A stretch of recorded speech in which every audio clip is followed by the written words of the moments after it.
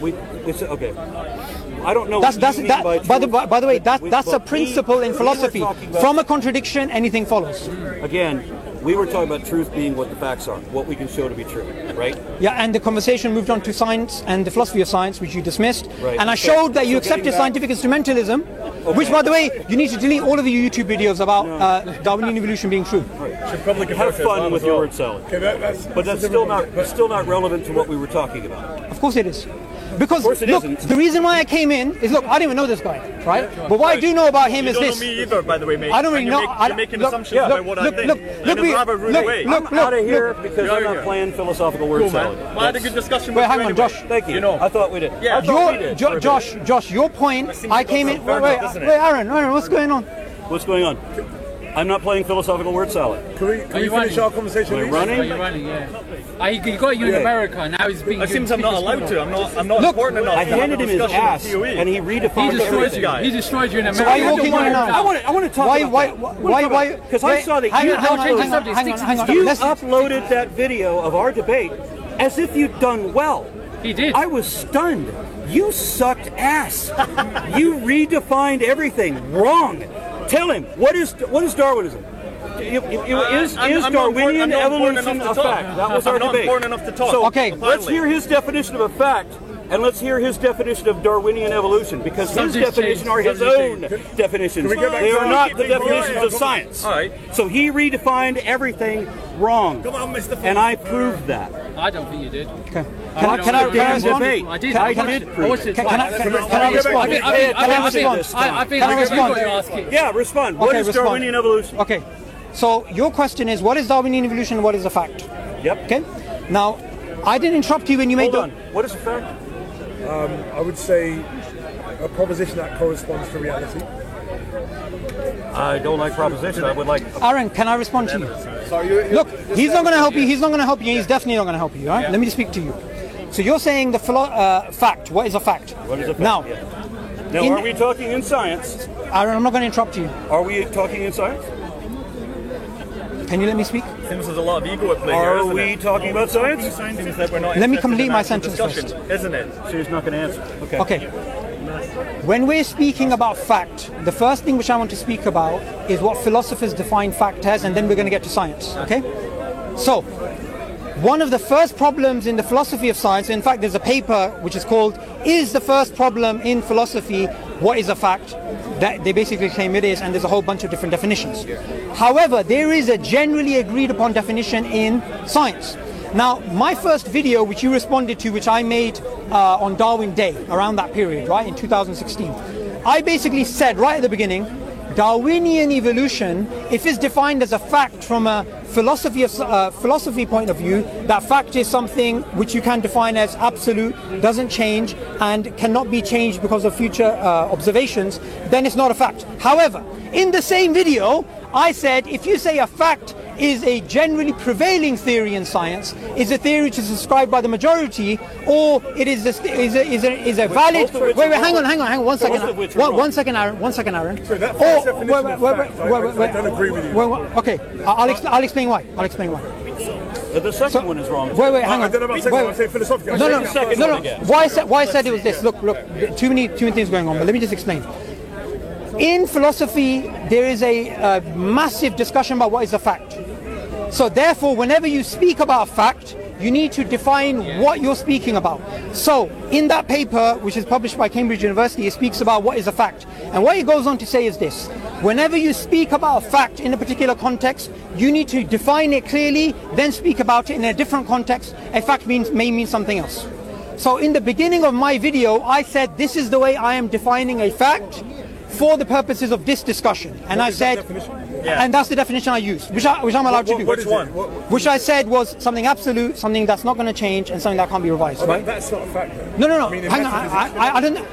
No, but in philosophy, wait. Metaphysics, that is not a definition. Yes, and that's why I said. A definition of fact is either what I said, a proposition that corresponds to reality, or an obtaining state of affairs. That is not. Okay, look, I don't think you're clear on what I'm trying to say. Wait till you hear how he defines Darwin. I'm just saying. I agree with you in a lot you're saying. But Josh, what I'm saying is this: in that paper it says, Fact can be defined in many different ways. So therefore, in a context when you're speaking, you need to specify what you're speaking about. Do you understand? So for the purposes of that discussion, I used it in that way. I could use the word truth, I could use a different term. For the purposes of that discussion, it doesn't mean that in philosophy there's only one definition, because according to the paper which I just referenced, there is no one definition. And that's what you're saying, okay? So, now, the definition of Darwinian evolution, what is the definition? Now, Darwinian evolution can be defined by whether you look at pre-modern synthesis or post-modern synthesis, or later on the extended synthesis. Still repeating the same error. Wait, hang on 1 second. Aaron, let me complete. So whenever you speak about Darwinian evolution, you need to define what you mean. Evolution? Why are you specifying Darwinian evolution? What's the difference? Philosopher Jerry Fodor, who's a philosopher of science, philosopher of biology, he defines it in this particular way. He says Darwinian evolution has two twin theses. It has a phylogenetic history, the tree of life, and natural selection being the primary mechanism to drive that evolutionary change. That's wrong too. So Jerry Fodor's wrong? Yeah. So philosopher of science is wrong? No, the primary mechanism is genetic drift. That is primary. The primary... Yeah, that's the primary. I'm shocked you're saying this. Yeah, and you're on YouTube. Are you drunk or something? So all you're telling me did Darwin write about genetic drift? Darwin didn't know about genetic exactly. drift. So Darwin's main idea was natural selection. So Darwinian evolution refers only to what Darwin himself proposed. No. Right? The Darwinian mechanisms, natural and sexual Wait, selection. hang on, Aaron. So you're really embarrassing yourself here. No, I'm not. You're saying the primary driver of evolution is genetic drift? Yes. Okay. Do you know what I want you to do? I want you to go down the road to the Royal Society. You've just discovered something amazing, because according to them, they believe Darwin was right. Natural selection is the primary driving force. Of course, some of them disagree. Darwin was right, and in his time, he didn't know about genetic drift. Aaron, you're saying genetic drift is the primary factor? Yes. Yes. You need to write a paper, and you need to challenge all the Darwinists, because you just made two. No one's talking to you, yeah? You just made two grave errors. Yes, it is. Yes, it is. You could try. You could try. You could try. Actually, you're being rude to everybody around here, and that's not the nature of the. So I'm not talking to you. Because you're interrupting me. I'm talking to him. So what he did? I wasn't talking to you. What he did in our debate is to redefine. You can help him. You can help him, but he's looking desperate right now. He's looking desperate right now. I really want to have good discussions, man. I know you're wearing sunglasses on a sunny day, on a cloudy day. I'm not supporting everything he's saying either. So what he did was to redefine Darwinian evolution, according to what philosophers say, into macroevolution. No. And what was the word you used for microevolution? Because you didn't use macroevolution. I don't even know if you're sober right now, to be honest. I think you just used evolution for that, and then Darwinian evolution became the macroevolution argument. So Darwinian evolution was known to be the things that Darwin himself postulated, which was natural and sexual selection. Wait, hang on. You just contradicted yourself. And no, you just said natural and sexual selection, and before you said the primary force is genetic drift. That's correct. Both statements are indeed again correct. Do you know how you're being consistent? By being inconsistent. First you were inconsistent about instrumentalism and realism, and now you're inconsistent about natural selection being the primary force and the genetic drift. Because I'm a bit confused, because when you said Darwin didn't know about genetic drift. He knew that natural selection acted on differences. He didn't know the source of the differences.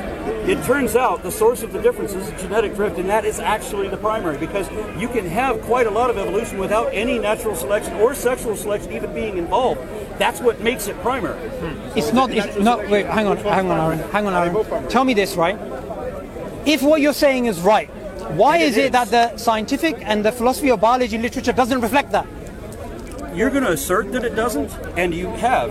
I'll give you evidence that it doesn't. I'll give you evidence that it doesn't. Michael Roos is a philosopher of science. He's an atheist, so yeah, he has no trouble. We have another citation. Some famous philosopher, some famous somebody says something. So what do you want? You want me to quote Muhammad Hijab, or you want me to quote that guy with a hat? I'm not having to cite anybody else. But you should cite someone if that's the natural science, right? Well, then let's do this online, where I can look up everybody's name. Okay, so why do you give us? Otherwise, I'm giving the evidence directly. I'm explaining how it works. Aaron, why do you give us evidence that genetic drift? Give us a citation. Genetic drift is the primary force. Why do I have to give a citation? We're talking directly. I'm explaining it. I'm explaining it to him. So give me evidence for that. I just did. What's the evidence? You said so? Your word. Do you accept that humans have an average of 128 mutations per zygote? Yeah, they could do. What? They could do. They could do. Okay, so you accept it. So I mean, this type of variance occurs in all organisms, right? And this is the source of genetic drift, right? You understand that if you put a population... It's not the source of genetic drift. Genetic drift is a force. You're conflating terms. The source of that variance is... Okay, no, Aaron, what you're doing is you're making, again, another conflation, right? Let me explain what you're doing. Natural selection is the force. One second, Aaron. Random mutations is the fodder, which is the Play-Doh which natural selection shapes. Genetic drift is not a primary force. It is a secondary or tertiary force within the paradigm of Darwinian evolution. So you have genetic drift. You have organism. Wait, hang on. You have genetic drift. You have natural selection being the primary thing. Nope. You also have niche construction. You also have. We don't have natural selection as the primary thing. For the natural selection is the primary thing. That's what Darwin thought, and he was right that natural selection is a thing. But later it was determined. Okay, have you heard of Francis Crick? Yes, of course. Okay, do you think Francis Crick knew what he was talking about? You know what you're talking about. I did just explain how this works. Okay, Francis Crick, here's what he said. He's got to quote somebody again. Okay, but you don't give any scientific evidence. I do. And you know what? Francis Crick. Hang on. It doesn't do any good to cite papers. You don't like the philosophy of science. You don't like the philosophy of science, so how can you explain the science? Francis Crick, here's what he said about the blind watchmaker. Richard Dawkins wrote The Blind Watchmaker to explain the power of natural selection, not genetic drift. Natural selection being the primary force. But you understand. And one second, Francis Crick said, if you doubt the power of natural selection to be the driving force in evolution, then read The Blind Watchmaker, right? So you're challenging me. You know Dawkins. Why don't you write to him and say he's wrong? Do you understand that every organism has this variance, right? Genetic variance, these mutations, that these are the sources. No one disagrees with that. I don't think the tree disagrees with that. Okay, I don't care about the tree. So you understand that any population of organisms, you're going to have this kind of diversity, right?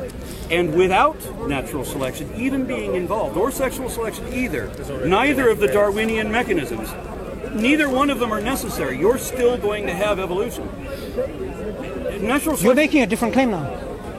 The earlier claim you made was it's not the primary force. Right, because genetic drift still applies whether there's natural selection or sexual selection. So you don't need either of the Darwinian mechanisms to achieve evolution. That's true.